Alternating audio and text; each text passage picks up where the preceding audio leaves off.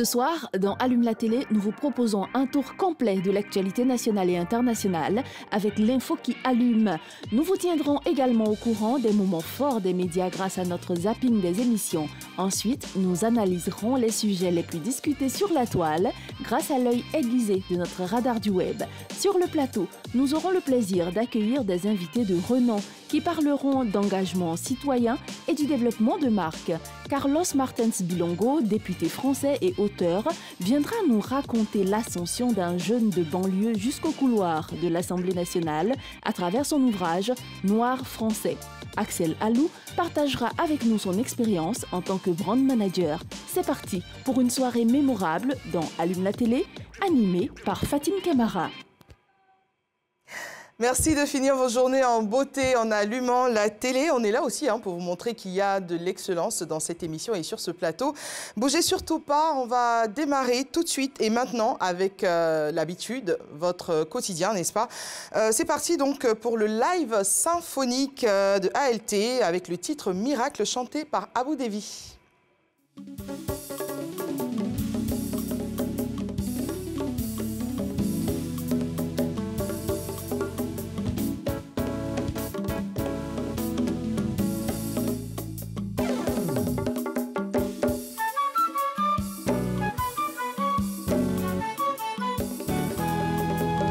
Y a un miracle ici, oh mon ami, viens, oh, viens. Y a un miracle chez moi, ma chérie, viens, oh, viens. Y a un miracle ici, c'est un miracle, tu veux, viens chez moi.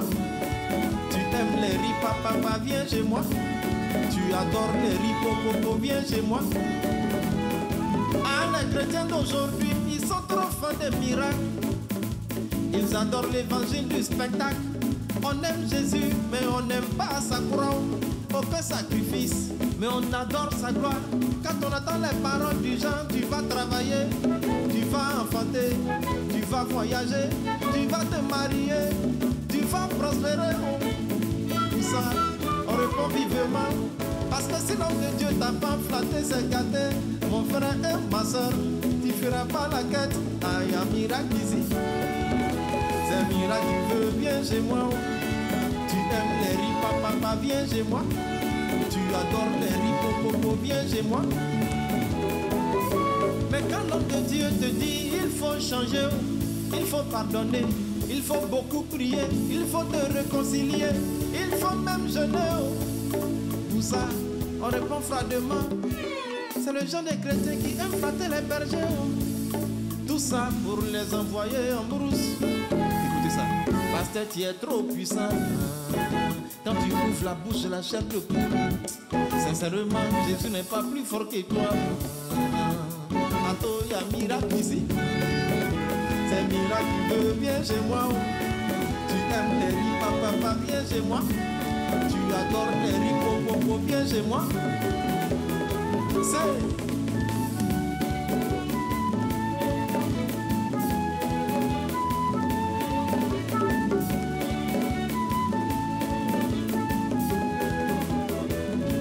Jésus est bon, mais c'est pas n'importe qui dit Jésus qui est bon. Mon frère, ma soeur, il y a des hommes de Dieu qui ont compris le système. Ils ne font plus trop de discours longueurs, ça n'a-t-il pas fidèle, non. Il faut faire des merveilles, car c'est ça qui paye. Si tu as prêché, personne n'est tombé. Attends, c'est soyez, on dira que t'as pas onction. Dans ce cas, il peut faucher ou ta connaissance n'est pas tombé encore. Il a des mots fromagers, homme de Dieu mannequin. Ils sont trop chocos, beaucoup de formes, un peu dans le fond. Tu veux guérir, non, faut pas douter. Tu veux être sauvé, faut même pas douter. Tu veux beaucoup d'argent, laisse-toi aller. Oh, y a un miracle ici. C'est un miracle, tu veux, viens chez moi. Tu aimes les riz, papa, viens chez moi. Tu adores les riz, popo, viens chez moi. Ah, maman, y a un miracle ici. C'est un miracle, tu veux, viens chez moi. Tu aimes les riz, papa, viens chez moi. Tu adores les riz, popo, viens chez moi. C'était l'orchestre symphonique Allume la télé avec Devi Abou. Voilà, on part maintenant pour l'info qui allume.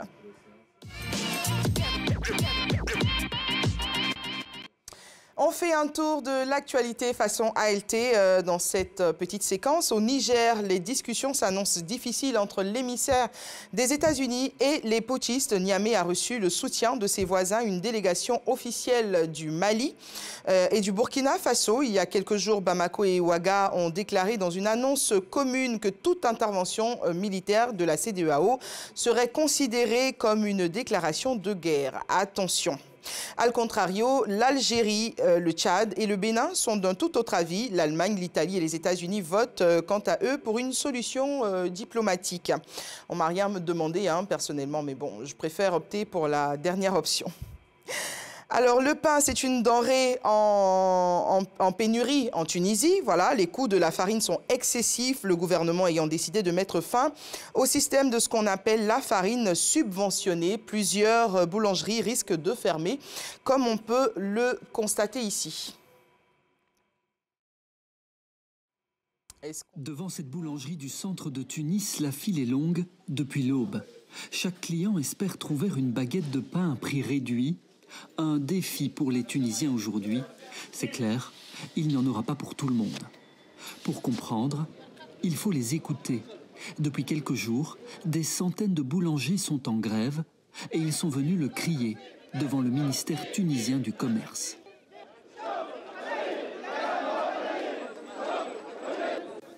Notre demande, comme pour toutes les boulangeries, c'est de pouvoir s'approvisionner en farine. Non, s'il n'y a pas du pain, il y a boson, comme on dit à Abidjan. Vous pouvez faire avec aussi. Alors, on part maintenant pour les États-Unis où les nouvelles sont encore moins reluisantes. Il y a eu 2 morts suite à un violent orage et une tornade également dans l'est des États-Unis, précisément en Pennsylvanie dans la nuit d'hier. Le phénomène a causé d'énormes dégâts matériels. C'était l'info qui allume. Jetons à présent un petit coup d'œil également sur la blogosphère ivoirienne.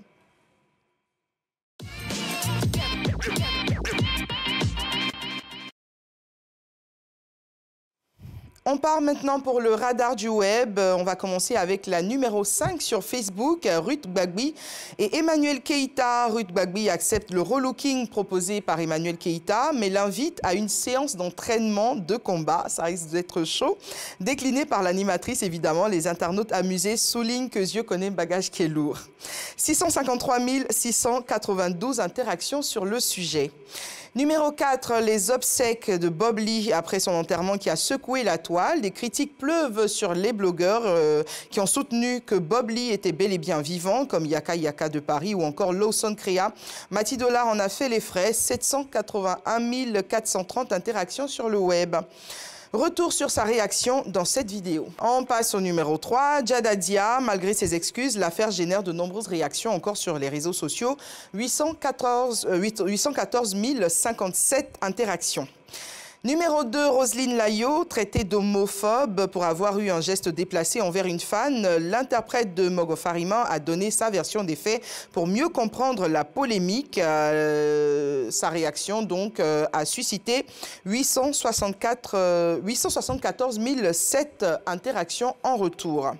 En numéro 1, la fête de l'indépendance en Côte d'Ivoire, avec en lumière des personnalités publiques vêtues aux couleurs nationales et l'orchestre philharmonique des enfants d'Odiéné qui a offert une magistrale prestation. La commémoration de l'an 63 a recueilli quelques 901 810 interactions ces 15 dernières heures. Sur Instagram, à présent, les obsèques de Bob Lee, les images de sa dépouille relayées sur la toile divisent les internautes et les raisons données par les auteurs de cet acte choquant n'arrangent guère la situation. En numéro 2, Lionel Messi. Si son récent but a entraîné une bagarre violente, l'arrivée de l'Argentin à l'Inter Miami attire l'attention. Avec 7 buts en 4 matchs, le septuple ballon brillant sur le terrain est acclamé par ses nombreux fans. Numéro 1, Assini. Le nom de la ville est tristement populaire sur les réseaux sociaux. La raison, une vidéo très scandaleuse qui fait le buzz ces dernières heures. On passe sur X. X, c'est pas ce que vous pensez, c'est juste le nouveau nom de Twitter. Donc, numéro 3, la situation au Niger. Les militaires auteurs du coup d'État ont annoncé ce lundi soir la nomination d'un Premier ministre, alors que la CEDEAO se réunira jeudi prochain pour d'éventuelles négociations. Et sur le sujet, et bien sûr, le sujet fait beaucoup parler sur le réseau social. Petit détour au Burkina Faso, numéro 2. Suite à ses récentes sorties médiatiques, le capitaine Ibrahim Traoré souligne sa popularité et ses prises de parole séduisent de plus en plus les internautes. En numéro 1, une fois de plus, l'indépendance en Côte d'Ivoire. Tout comme sur Facebook, la magnifique prestation de l'orchestre philharmonique d'Odiéné a touché le cœur de nombreux internautes. Odiénéka, oyez! Et puis, on va pour l'insolite du jour. La comédienne Ange Kefa va apparemment mieux. C'est ce qui a été annoncé. La rivale de Gbazé Thérèse dans la célèbre série Ma Famille a donné de ses nouvelles d'une drôle de manière que vous ne pourrez pas voir malheureusement dans cette séquence. Voilà, c'est tout pour le radar du web. On part pour une toute petite séquence de pub avant d'accueillir nos invités.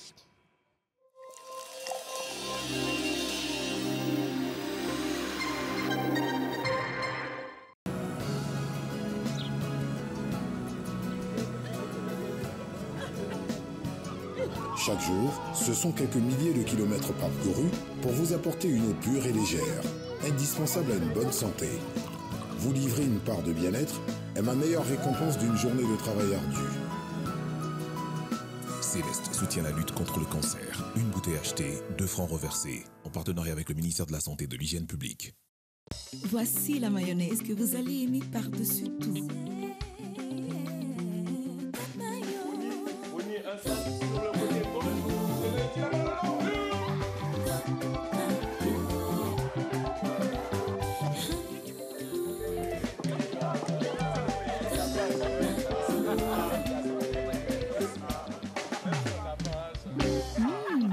Top Mayo, le délice de nos plats.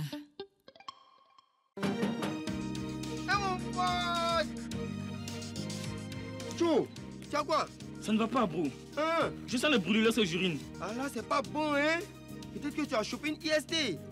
Si c'est le cas, va à l'hôpital te faire soigner. Mais sache que tu as pu un gros risque d'attraper le VIH.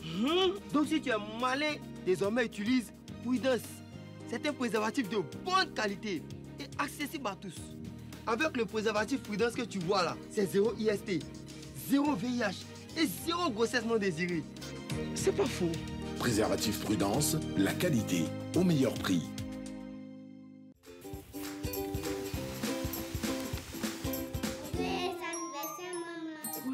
Se réunir autour d'un bon repas est une tradition chez nous. Comme à toutes nos rencontres, il y a toujours beaucoup de joie partagée. Mais surtout au menu, de bons plats de riz La Rizière. Son goût unique et son parfum captivant font de chaque repas un moment de pur bonheur. La Rizière, la source du bon riz.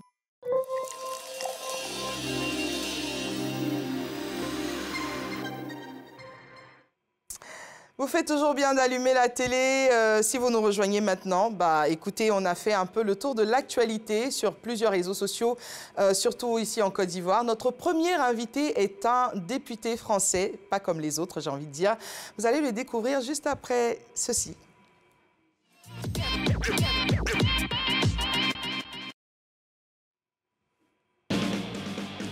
On va l'inviter à s'installer, Carlos Martens Bilongo. J'espère que je prononce bien. Très bien. Pas de faute. Aucune faute. Super. Bienvenue sur le plateau d'Allume la télé. Merci. On est très heureux de vous recevoir. Honorable, c'est comme ça qu'on dit, non? En Côte d'Ivoire, oui. En Côte d'Ivoire et là-bas? En français, en France, on dit uniquement député. Monsieur le député. Ça se passe bien? Très bien. Très bon mandat à vous, on vous le souhaite en tout cas. Merci. Vous êtes député du Val d'Oise, c'est le 95 ça, non? Exactement. C'est ça, 95 dans les Îles-de-France à Paris. Vous siégez aux affaires étrangères, membre du comité d'évaluation et de contrôle des politiques publiques, membre également du groupe parlementaire LFI NUPES. NUPES, exactement. NUPES, c'est comme ça se dit, d'accord. Et vous êtes originaire du Congo, Kinshasa, et français. C'est ça. Et français, heureusement. Heureusement. Alors, vous êtes un homme passionné par l'apprentissage et le partage des connaissances. Vous avez décidé de mettre toute cette expérience et surtout votre histoire personnelle au service de la France. Racontez-nous un peu comment est-ce que vous êtes devenu député et puis c'est quoi l'histoire derrière? Je suis quelqu'un de très engagé depuis mon jeune âge et je sais que l'engagement passe souvent par l'engagement politique. Très jeune, déjà, j'étais souvent délégué de classe D'accord. Donc vous avez l'habitude de... postes de responsabilité. Déjà se défendre, hein, parce que j'étais un peu agité en salle de classe. D'accord. Et ensuite, quand on se défend soi-même, il faut défendre ses camarades de classe. Parce qu'en conseil de classe, tout le monde passe un par un. Vous avez grandi où? À Villiers-le-Bel. Oui, c'est un peu chaud, non? Non? Oui, non, c'est des quartiers où il y a une grosse immigration, des quartiers populaires où il y a beaucoup de logements sociaux. Donc ça fait des quartiers qui sont très dynamiques, il y a une grande vivacité, une grande aussi créativité de ces jeunes-là parce qu'on est issus de partout. Et du coup, on se mélange, on a plein d'idées. Il y a la pauvreté aussi qui nous suit, c'est une réalité. Mais ça nous oblige aussi à faire 2 fois plus. C'est une des choses qui font que je suis là aujourd'hui, c'est parce que c'est de par mon engagement, de par où je suis né, de par ce que j'ai vécu, qui fait de moi aujourd'hui Carlos Martins Bilongo et député du Val d'Oise. Est-ce que vos parents, ils sont nés aussi en France ou est-ce qu'eux, ils ont émigré depuis le Congo? Non, ils ont immigré. Mon père est arrivé en 77 en France et ma mère l'a suivi dans les années 81. D'accord. Ouais. Et donc, 2 Congolais d'origine qui s'installent en France, qui établissent leur vie là. Exactement, qui font des enfants. Arrivent après. Les enfants arrivent après. Vous étiez nombreux? 6 frères et sœurs. J'avais déjà 2 sœurs qui étaient nées famille nombreuse. À Kinshasa. Et ensuite, nous, on a suivi, on est nés en France. D'accord. Et donc, quand vous arrivez, à quel moment vous vous dites je ne vais pas juste être délégué de classe, je vais aller jusqu'à devenir député ou à occuper des hautes fonctions politiques? En fait, c'est par rapport à tous les défis qu'on rencontre tous les jours. Quand on vous ferme des portes, soit on accepte d'avoir des portes fermées, ou soit on fait preuve d'adversité et on va aller au-devant des difficultés et de continuer à être représenté et à se faire écouter. Parce que moi, j'étais président d'association. Quand on monte des projets, on a affaire aussi aux politiques pour une demande de salle, pour une demande de subvention. Et souvent, le politique n'a pas la même vision que vous. On vous dit, le projet est très bien, monsieur Bilongo, mais revenez nous voir dans 5 ans. Et moi, je sais que mon projet, aujourd'hui, vous voulez changer les choses si je le mets en place, ça va aider des populations. Donc, quand on m'a fermé des portes, j'avais 18, 19 ans. Et quand on est jeune et fougueux, on se dit, OK, on me refuse la place, on me refuse de m'écouter. Bon, on va prendre leur place alors. C'est comme ça, c'est ça qui m'a donné envie d'aller en politique, pouvoir défendre ensuite les projets de mes amis qui vont être ensuite présidents d'association, comme je l'ai été, et pouvoir porter la voix des sans-voix. Est-ce que les proches que vous aviez à l'époque auraient parié que vous auriez atterri dans une carrière politique? Je ne pense pas. Pas du tout? Je ne pense pas. Il n'y avait pas de Au vu des signe... réactions, les gens qui ont été surpris. Je ne pense pas. Mais ceux qui avaient l'œil très averti l'ont senti, parce que j'ai eu beaucoup de retours, on me dit, on sentait qu'il allait faire quelque chose. Après le bac, vous êtes orienté sur la politique, en formation? Pas du tout. Vous avez fait quoi? Pas du tout. À la base, moi, j'ai un BEP mécanique informatisée. D'accord. Donc, mécanique. Rien à voir avec la politique. Machine à outils, tourneur-fraiseur. Donc, ensuite, j'ai fait un bac pro, technicien d'usinage, pour garder le même tronc commun, parce que quand on est dans le circuit pro, il faut finir son cycle pour pouvoir y déroger ou éventuellement repartir en général. Après, j'ai été dans le circuit général, j'ai fait un BTS technico-commercial et ensuite une licence marketing, négociation, option énergie renouvelable. Bon, il y a eu un peu de com quand même avec le marketing. Exactement, mais on voit quand même le chemin parcouru entre de la mécanique au marketing en licence, c'est vraiment 2 salles, 2 ambiances. D'accord, d'accord. En tout cas, parcours atypique, on verra ça tout à l'heure avec tout ce que vous avez réalisé depuis que vous avez décidé d'emprunter en tout cas ce chemin.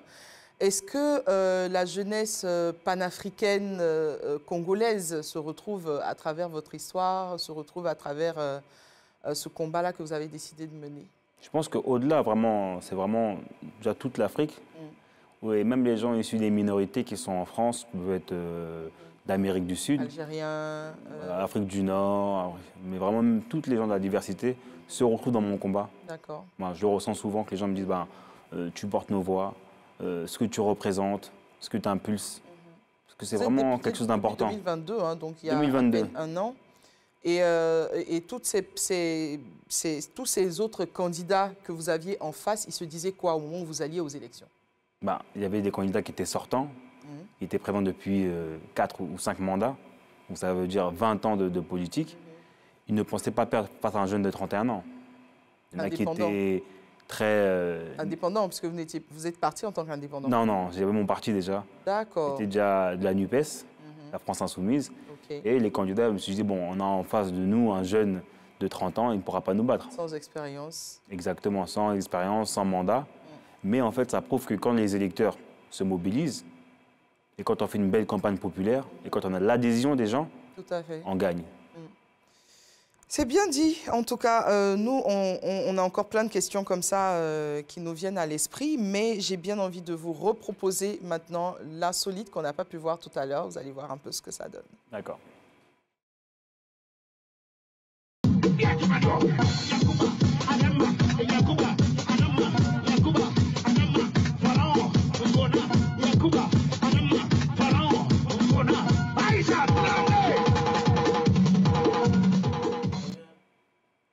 Insolite.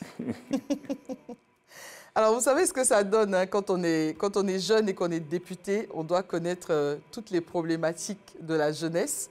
Chez nous, ici, en Côte d'Ivoire, beaucoup de gens dépeignent que la jeunesse est entraînée dans la médiocrité, dans les buzz et dans toutes ces choses qui sont jugées superficielles. En tant que jeune député, c'est quoi votre sentiment dessus? Parce que je pense qu'on a tous les mêmes problématiques, aussi bien ici que de l'autre côté, plus ou moins.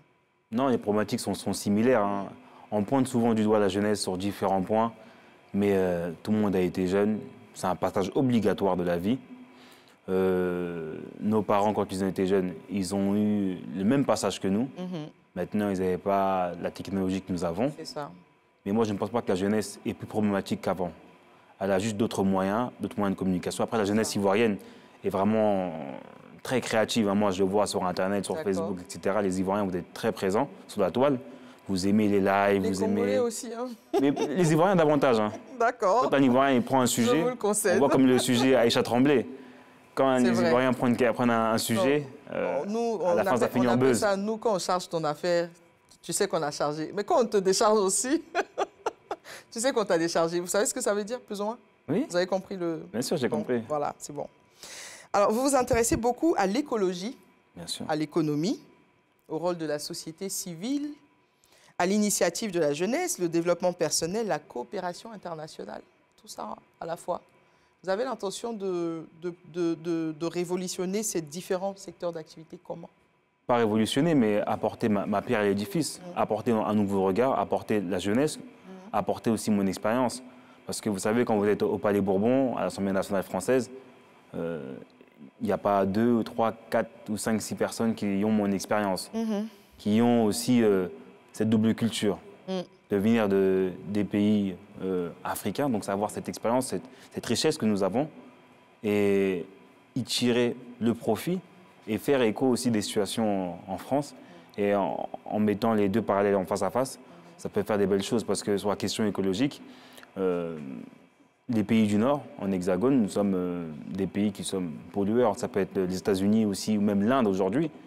Mais c'est des pays qui ont une grosse dette écologique. Et quand on prend un Africain pollue très peu, mais par contre a beaucoup de répercussions par rapport au dérèglement climatique. C'est ça. Donc il y a ces questions-là, des fois, qu'il faut faire entendre à nos collègues parlementaires français.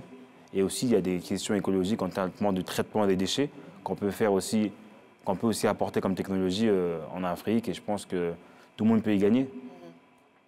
À 30 ans, quand on devient député, est-ce qu'on se dit, je vais embrasser totalement une carrière politique, ou on se dit, je vais faire ce travail-là pendant juste quelques années, histoire de changer un peu les choses, et puis après, j'irai vers autre chose? Je pense que pour changer les choses, il faut au moins 10 ans déjà. Donc 10 ans, ça fait 2 mandats, un exemple. Mais ensuite, c'est les électeurs qui vous donnent le moyen de continuer. Sans les électeurs, vous n'avez rien. Donc on vous donne déjà une première mission, 5 ans. À vous de faire un bon travail parlementaire pendant ces 5 années, ensuite de revenir devant les électeurs, pas revenir uniquement après les 5 ans. Moi, c'est en continu que je suis constamment sur le terrain pour discuter avec les habitants de ma circonscription, avec l'ensemble des Français, parce que quand on est député national, on est député de toute la France et aussi des Outre-mer. Donc je me déplace aussi aux Antilles, aussi en Côte d'Ivoire, parce qu'il y a des Français de l'étranger aussi. Beaucoup. Et notre parole aussi a un écho. Les Ivoiriens sont vigilants de la politique française, et les Français qui vivent en France, qui sont d'origine ivoirienne, sont vigilants de notre relation aussi avec les Ivoiriens. C'est ça. Donc c'est important pour moi d'être sur le terrain. Vous êtes sur le terrain, mais qu'est-ce que vous répondez à tous ceux-là qui vous diront, en fait, parce que vous êtes entre deux feux. Il y a ceux qui diront... deux feux ou deux eaux? Ou 2 os, oui, ça dépend de comment on veut voir les choses. Mais il y a ceux qui diront que vous êtes noir, certes, mais vous êtes né en France, vous avez toujours vécu en France, donc vous ne savez rien des problèmes des Africains qui sont immigrés ou qui viennent avec leur éducation et leur culture d'origine. Et puis, il y a ceux qui diront, vas-y, c'est un Africain, après tout. Ceux qui sont peut-être de l'autre bord, qui diront, non, c'est un Africain avant et après tout, il n'a rien à nous apprendre. Vous vous retrouvez un peu... Non, pas du tout. Dans le sens où, moi, déjà, j'ai rien à apprendre à personne. J'apprends tous les jours. Et d'ailleurs, c'est durant mes voyages en Afrique que j'apprends le plus de choses. Mais je pense que chacun peut s'apporter. Je suis totalement français. Je comprends les gens qui vont dire bah, il est français, il n'est pas africain. C'est normal, c'est vrai. Scrupuleusement.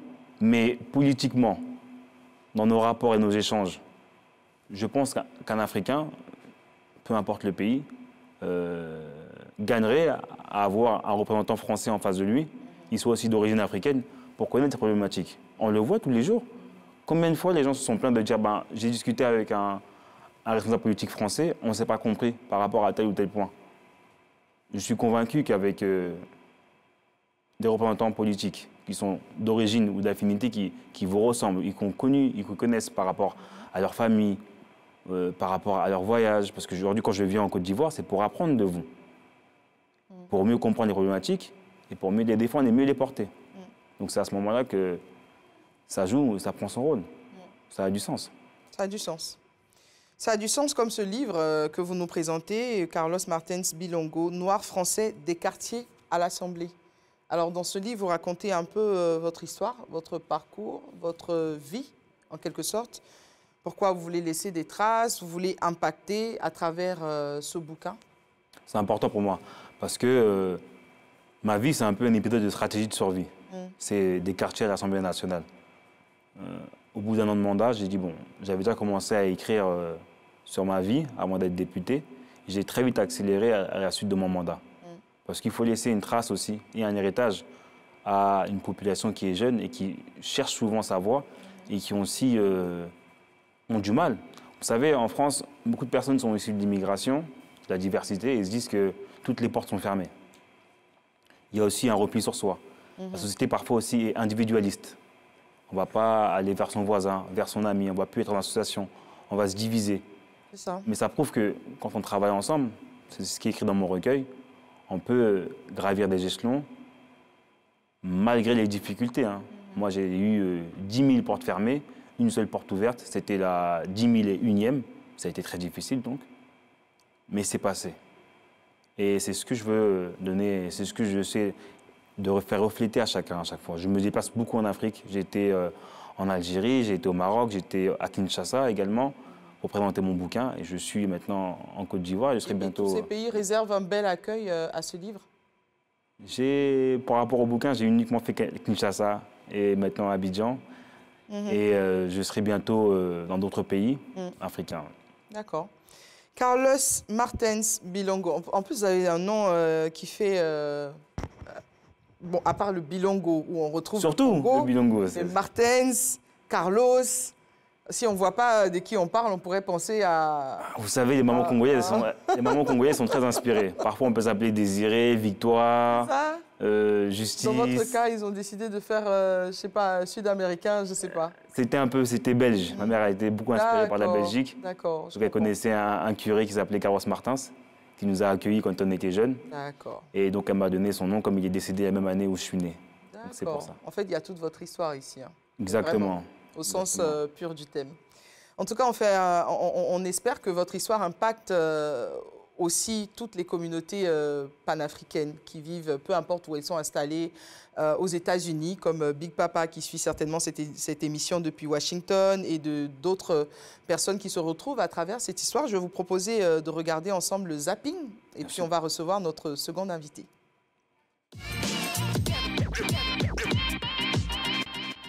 Ah non, elle ne disparaîtra pas, mais ce qui va disparaître en revanche, c'est la pub télé, parce que quand vous pub qu'on vient de voir là. Voilà, quand vous faites une campagne à la télé, c'est comme si c'est un tapis de bombe, c'est-à-dire vous arrosez tout le monde. Alors qu'avec les réseaux sociaux, vous vous adressez directement.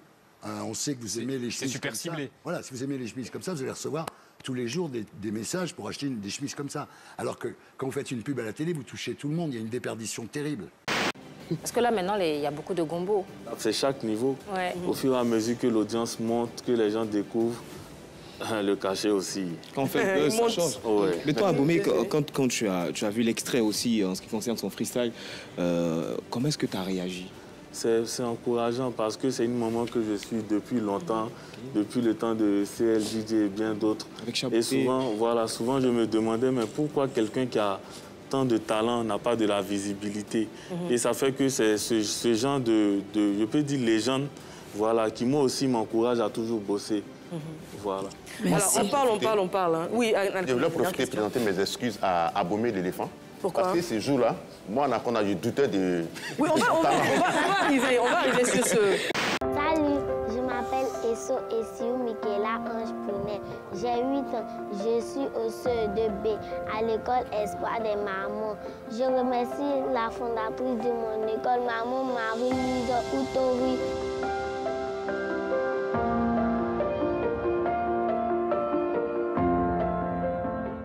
J'aime manger du foutou avec la sauce graine et ma couleur préférée est le rose. Quand je ne vais pas à l'école et que je suis à la maison, je regarde la télévision et j'étudie et je joue avec ma poupée.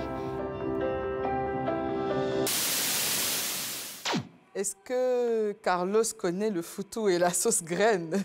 Bah, à midi, j'ai mangé le foutou sauce graine. Foutou ouais? banane. Hein. Ah, je comprends pourquoi il a souri tout à l'heure. C'était bon? Franchement, c'était très bon. Excellent. Première fois. Vous n'aviez jamais mangé du foutou avant? Jamais. Ah, on a beaucoup de choses à vous faire découvrir en Côte d'Ivoire. On va accueillir maintenant notre deuxième invitée. Elle s'appelle Anaïs Alou. Elle est brand manager. On va découvrir son métier et tout son univers professionnel. Ça sera juste après ça.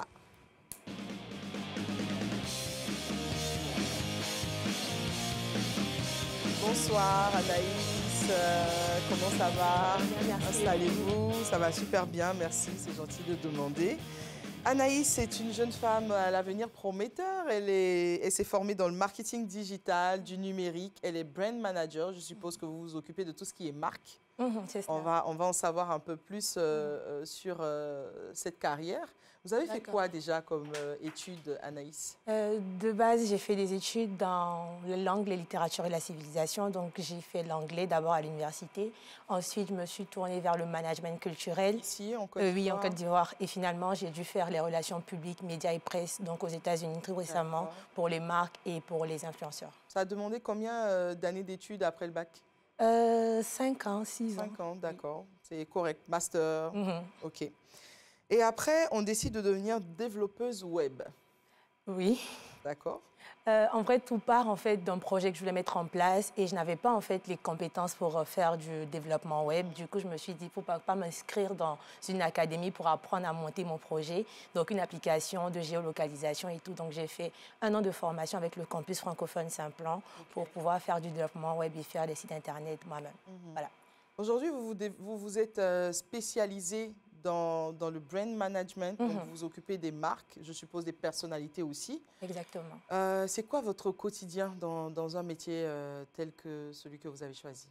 Le quotidien, c'est un peu le quotidien des personnes qui sont social media managers et donc qui travaillent dans les réseaux sociaux. On travaille pour les personnalités publiques, des personnes comme monsieur le député ici, qui n'arrivent pas à gérer leurs médias, leurs réseaux sociaux. Et donc, le quotidien, c'est un peu tous les jours avoir un calendrier éditorial, avoir des objectifs de notoriété, d'influence et de réputation pour la personne, pour pouvoir préparer ses déjeuners d'affaires, le networking, préparer des interventions. Donc, en vrai, c'est tout un univers de relations publiques mélangé avec les médias d'aujourd'hui, donc les réseaux sociaux qu'on connaît. C'est ça. Anaïs maîtrise les réseaux sociaux.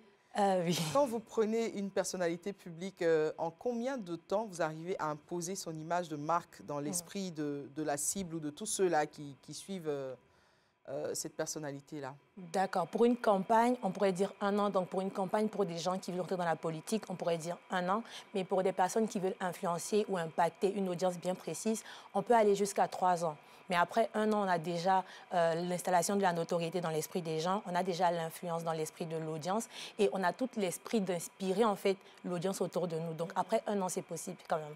Vous avez quoi comme outil de mesure pour savoir que Ce monsieur-là, quand je le prenais, il était comme ça. Et après 1 an de travail, voilà où j'ai réussi à le positionner. C'est quoi les outils concrètement? D'accord. On a l'audience donc sur les réseaux sociaux, on a l'apparition dans la presse, dans les médias, on a aussi l'apparition dans les ateliers, dans les conférences, dans les séminaires, dans les summits. Je veux dire que quelqu'un qui travaille sur son branding aujourd'hui, d'un point A à un point B, il doit passer toutes ces étapes-là. Et quand on se dit qu'on a pu construire une audience sur les réseaux, on a construit une audience dans la vraie vie grâce aux conférences, aux passages télé comme aujourd'hui. On a pu construire une autre audience dans la presse écrite ou numérique. À ce moment-là, on se dit, OK, donc l'échelle, elle est bonne. On est sur 8 sur 10 pour le point notoriété. C'est top. Et on corrige par moment qu'on a fait, par exemple, une mauvaise sortie ou un bad buzz autour d'une personnalité publique. Definitely. Quand une personnalité publique fait une mauvaise sortie ou alors quand elle est au cœur d'un scandale, par exemple, comment est-ce qu'on arrive à rattraper ça sans faire davantage de grabuge?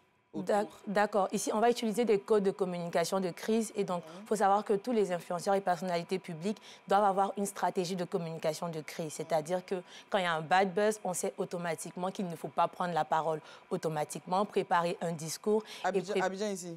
Oui, à Abidjan. Pour des personnes qui tiennent vraiment à leur image, c'est vraiment l'option numéro 1. Parce que ici, désolée de vous couper, mais ici, quand il y a bad buzz, c'est là même que ces personnes-là font des sorties et des sorties et des sorties et encore des sorties. C'est de la mauvaise stratégie? C'est de la mauvaise stratégie, sauf si la personne repose sur un bad buzz. Je veux dire que si la communication de cette personnalité-là repose sur des bad buzz et qu'il génère des revenus grâce à cela, ça peut être l'option qui n'est pas forcément idéale, mais qui fait générer encore plus de vues. Mais pour des personnes qui ont une image à défendre, qui ont des valeurs et qui, par un malentendu, se sont retrouvées dans un bad buzz, le premier choix, c'est de ne rien dire déjà et ensuite de préparer des communiqués et des actions. Et donc, si on fait un communiqué, il faut pouvoir joindre l'acte à la parole, donc préparer des actions sur le terrain pour réparer des choses, mais de façon très, très périodique. Donc, faire un truc step by step pour ne pas vraiment être dans la foulée et se perdre sans se rendre compte. Voilà.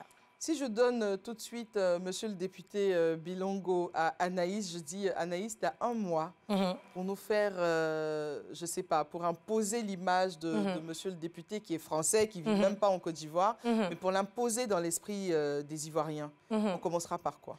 On commencera par le média préféré des Ivoiriens, donc Facebook. On commencera par Facebook. On va aussi travailler sur sa réputation, donc sur TikTok, qui est l'un des médias sociaux qui est vraiment, vraiment en vue actuellement, même dans le monde entier. Et on va travailler sur des prises de parole bien précises, sur des thématiques qui peuvent parler à des Ivoiriens. Comme par exemple, il aime foutu sauce graine. Exactement. On pourrait parler de ses habitudes pour le rendre beaucoup plus proche de l'audience, parler de ce qu'il découvre en Côte d'Ivoire, parler de ses rencontres avec des jeunes. Et au fur et à mesure, à force de voir la personne sur des médias comme ça, les gens commencent à se dire que c'est quelqu'un qu'on connaît, qui nous appartient et qui appartient à la communauté. Parce que c'est vraiment ça l'objectif de travailler sur son branding, pouvoir impacter les gens, les influencer, mais avoir un sentiment d'appartenance quand ils parlent de vous ou quand ils vous voient sur les réseaux. Anaïs Alou, en fait, c'est Olivia Pope de Côte d'Ivoire. Merci. Parce qu'elle maîtrise son sujet, elle est très à l'aise quand elle en parle et tout, et ça se voit. Elle connaît son boulot. Elle connaît son boulot. Du coup, vous avez envie de l'embaucher, hein? J'ai déjà des gens avec moi, mais ton boulot est très bien, franchement. Respect, tu connais. C'est top. Merci beaucoup. Et en France, je suppose que vous avez beaucoup de jeunes comme ça aussi qui sont spécialisés dans le digital, qui ont décidé de travailler. Pas aussi jeune, hein. Tu as quel âge? 23 ans. Non, franchement, on n'a pas ça en France. Respect, parce que tu parles de ça avec passion et une très grande maîtrise. Et tu as vu juste par rapport à la situation de crise, il faut répondre avec des communiqués, faire silence. Mais on n'a pas ça en France. Hein. Là, on vient de vous faire genre 5 minutes dans l'expertise, Anaïs. Vous reversez les dividendes chez moi, hein, évidemment, parce que j'ai fait l'ouverture du sujet. Pas de souci. En tout cas, on est très content, comme je disais tout à l'heure, d'avoir des jeunes qui savent ce qu'ils veulent et surtout qui sont pointus dans les choix qu'ils ont faits, qui vont jusqu'au bout, qui se spécialisent, parce que la formation manque cruellement dans beaucoup de domaines, parce qu'on a beaucoup de gens improvisés dans des métiers et qui n'ont pas forcément appris comment le faire et comment bien le faire.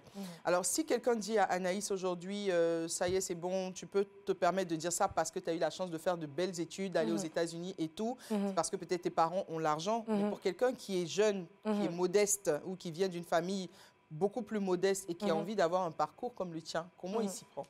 De base, j'ai des parents très modestes et donc toutes les études que j'ai pu faire à l'étranger, c'est suite à des bourses totalement subventionnées. Et donc la première chose, c'est de partir à l'information.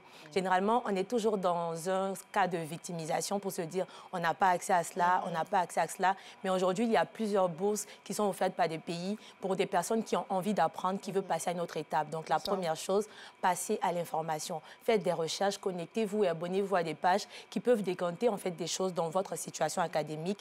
Et puis, commencez à vous former par vous-même. Je veux dire que le système de pouvoir se former en apprenant et en faisant, ça marche bien avec YouTube, avec les réseaux, avec X aujourd'hui. On peut apprendre juste des notions, on peut avoir des certificats gratuits grâce à beaucoup de sites Internet, je ne ferai pas de pub, mais qui donnent des certifications, qui donnent des formations. Et donc, on n'a pas besoin de sortir forcément du pays pour apprendre. Il y a vraiment des talents ici et qui ont appris sur le territoire. Et aujourd'hui, on ne peut plus se plaindre parce qu'on a Internet. Donc, c'est vraiment le numéro 1 pour pouvoir apprendre. C'est ça, c'est exactement ça. Est-ce que, Anaïs, aujourd'hui, on communique sur une personnalité publique de la même façon qu'on communique sur une marque ou un produit? Non, c'est très différent. Par exemple, si on travaille sur une marque, on va travailler sur tous les attributs de la marque. Et donc, comment les gens ils voient la marque, donc le marketing visuel, le marketing auditif, le toucher, le son, la musique derrière la marque. Tout ça, ça épouse la marque. Par contre, pour une personne, on est sur l'attitude, le networking, les gens avec qui la personne s'affiche, donc sur les réseaux, ce qui est vraiment très différent. Et donc, pour une marque, par exemple, on serait sur un objectif de peut-être 5 ans pour rester dans l'esprit des gens, comme toutes les marques qu'on connaît aujourd'hui, qui sont restées dans l'esprit des gens à travers de la musique, dans la publicité, à travers beaucoup d'autres choses qu'ils ont fait pour accorder tout ce qui est neuromarketing à la cible. Mais par exemple, pour une personne, on est plus sur tout ce qui est comportemental, donc tout ce qui est PNL, tout ce qui est neurosciences pour les gens, parce que quand on vous voit, c'est votre image, quand on vous entend ce que vous dites, et les gens avec qui vous êtes, ça définit qui vous êtes. Et donc, c'est vraiment cela, en fait, qui tourne autour du branding de personnes. Il y a un peu de différence, mais c'est à peu près pour le même résultat à la fin. Est-ce que quand on est aussi jeune, on arrive à convaincre des grosses pointures dans la politique, par exemple, de vous confier leur image?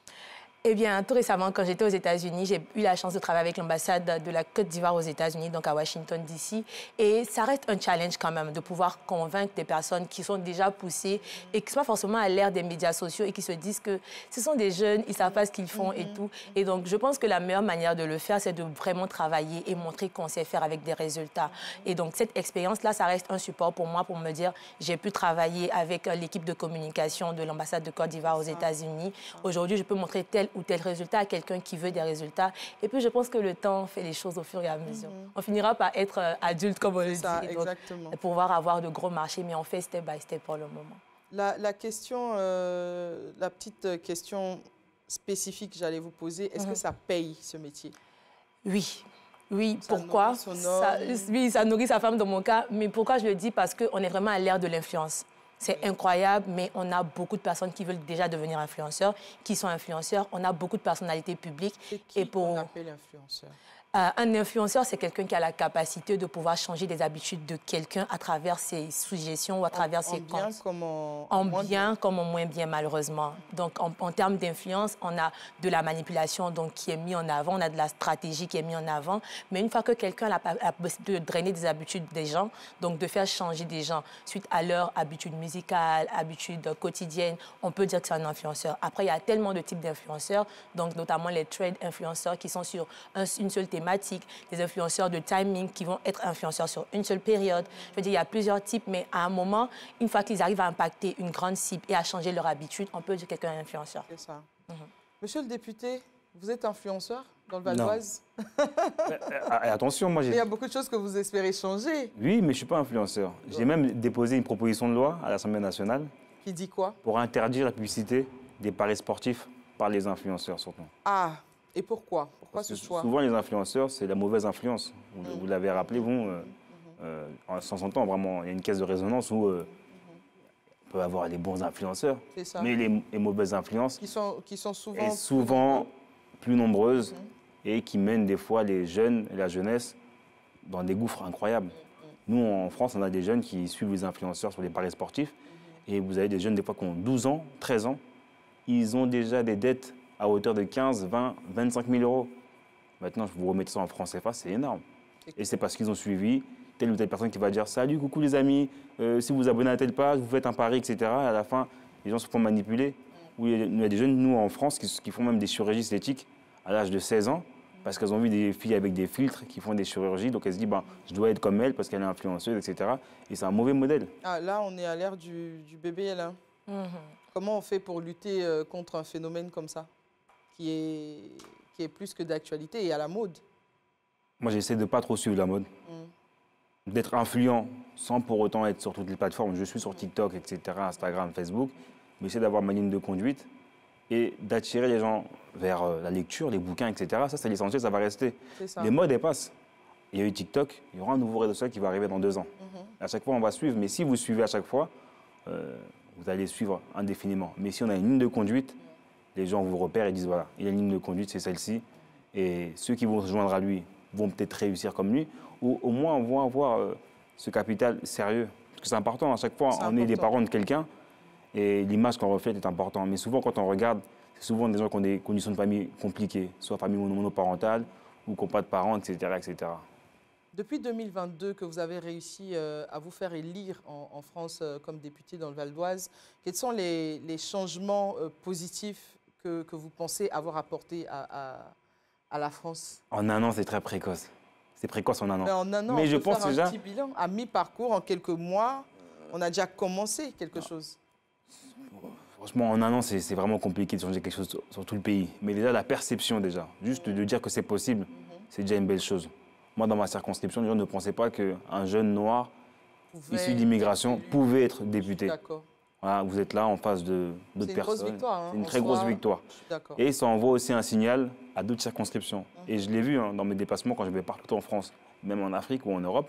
Les gens se disent, ah, un député noir, 31 ans, respect. Et je pense que là, ça a changé. Il y a beaucoup de jeunes maintenant de ma circonscription, et même des moins jeunes, qui se disent c'est possible. Moi, j'ai vu des papas qui étaient candidats chaque année et qui perdaient. Et quand j'étais candidat, ils m'ont dit, ah, tu vas pas réussir, c'est trop dur. J'ai dit, non, j'ai un bon programme, pourquoi ça passerait pas? Ah, tu sais, mon fils, quand tu es noir, c'est plus compliqué. Et bien, j'ai réussi. Et ces personnes-là, aujourd'hui, ils sont confiants, ont confiance en l'avenir, ont confiance pour leurs enfants. Et moi, je suis très heureux d'être un modèle pour plusieurs personnes. Mais nous aussi, on est heureux pour vous. Hein.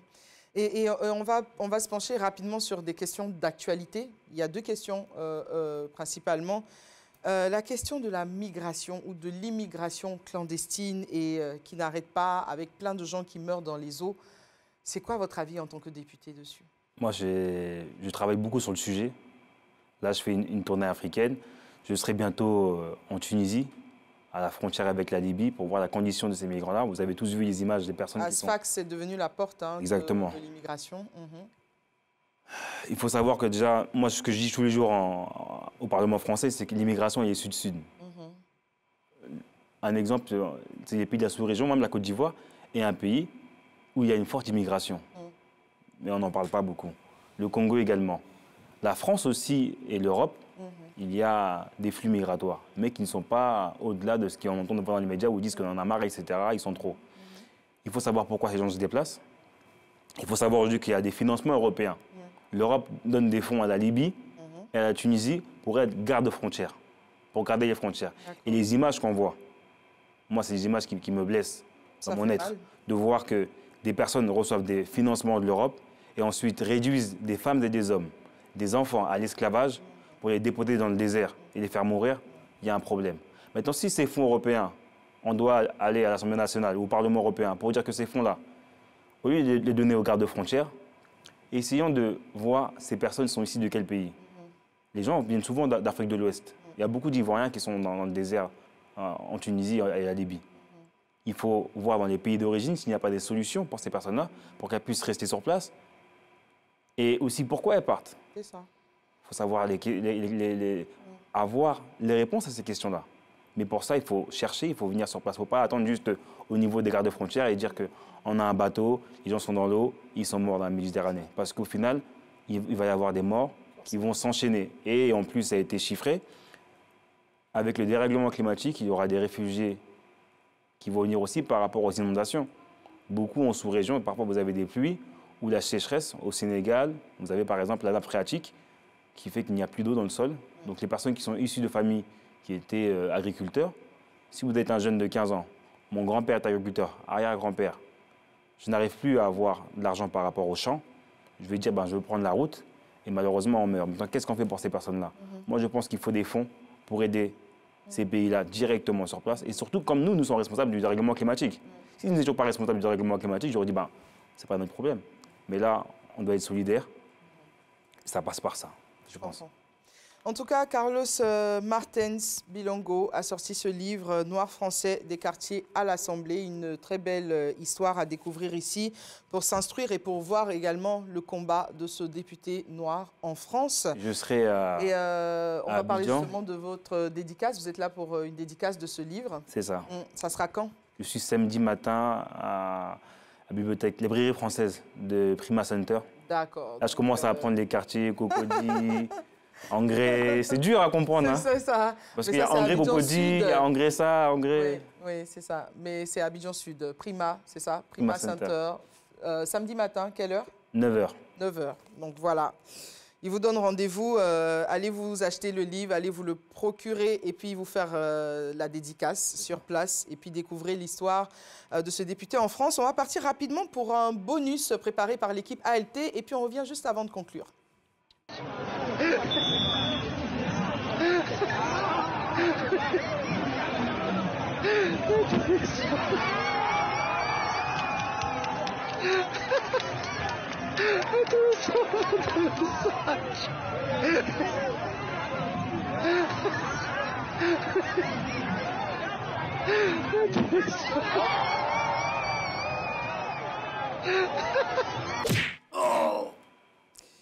Ici, on dit tout ça pour ça.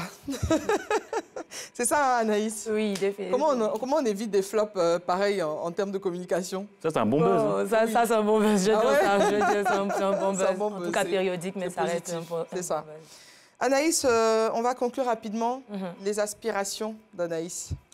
Aujourd'hui, l'idée, c'est de pouvoir travailler sur le maximum de personnes, donc améliorer l'image des personnes qui ont envie d'impacter les gens, pouvoir travailler sur des cadres, donc des cadres d'entreprise, des chefs d'entreprise, qui veulent montrer aujourd'hui que le personal branding, qui reste une thématique d'actualité, compte vraiment dans un monde où l'univers digital est focus sur les médias sociaux. Et donc, les perspectives, c'est de pouvoir travailler sur ces chefs d'État politiques, travailler sur des cadres d'entreprise, échanger vraiment l'image du cadre d'entreprise qui est loin de son entreprise, mais qui est proche du produit et attirer plus d'opportunités pour ces personnes-là et donc surtout plus d'argent. Après, donc, avoir un cabinet de communication pour pouvoir faire du marketing d'influence à fond, travailler sur comment rendre influent quelqu'un qui ne l'est pas pour qu'il puisse avoir beaucoup plus d'influence positive dans notre pays et dans la sous-région. Voilà. Anaïs et Focus. Monsieur l'honorable, un petit mot de fin, rapidement. Très heureux d'avoir été invité sur votre plateau. Et franchement, ça confirme ce que je pensais de la Côte d'Ivoire. Des journalistes de qualité, des jeunes de qualité. Merci. Et vraiment, c'était une belle table parce que ça On n'avait pas envie que ça s'arrête. Hein. Magnifique. Malheureusement, une Bravo, heure, en tout cas. c'est trop court pour débattre de tout ça, mais en tout cas, on pourra débattre de tout ça hors antenne. Merci, Carlos, d'avoir été présent dans Allume la télé. Merci également, Merci Anaïs. à vous. C'était un grand plaisir. On vous retrouvera samedi, certainement, pour la dédicace. Merci beaucoup. On va souhaiter une excellente soirée à tous ceux qui ont pris plaisir à nous suivre. Et puis, on se donne rendez-vous demain, toujours 18h15, pour allumer ensemble la télé.